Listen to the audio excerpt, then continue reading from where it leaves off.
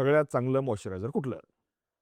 American, पॅरिसचं imported ₹4000 moisturiser हे जेवढं काम करतं, तेवढंच जर तुम्ही चेहरा धुतल्यानंतर किंवा अंघोळ केल्यानंतर 3 मिनिटाच्या आत जर पूर्ण अंगावर मॉइश्चरायझर लावलं किंवा खोबरेल तेल लावलं, तर ते तेवढंच काम करतं.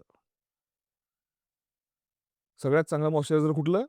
तर हातावर 5 थेंब तेल घ्या, खोबरेल तेल.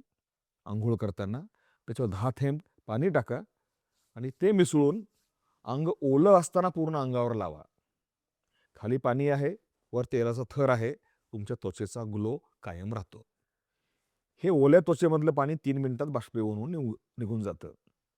त्यामुळे तुम्ही बेडरूममध्ये येऊन टॉवेलनं अंग खसाखसा कोरडं केलं आणि मग 4000चा मॉइश्चरायझर लावला, तरी तो कमी प्रभावी असतो.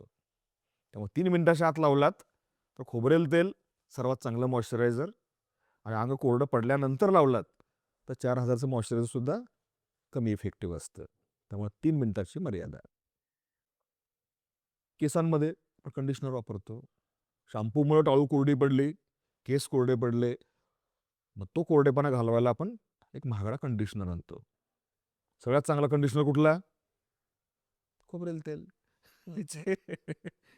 तुम्ही अंगाला, हाताला, पायाला, डोक्यात आणि पूर्ण शरीराला खोबरेल तेल लावणं, हे मॉइश्चरायझर आहे आणि डोक्यात कंडिशनर आहे आणि हाताला सुद्धा ते मॉइश्चरायझर आहे. तुम्ही जितक्या वेळा हात धुवाल, तितक्या वेळेला तुम्ही तेल लावलं पाहिजे.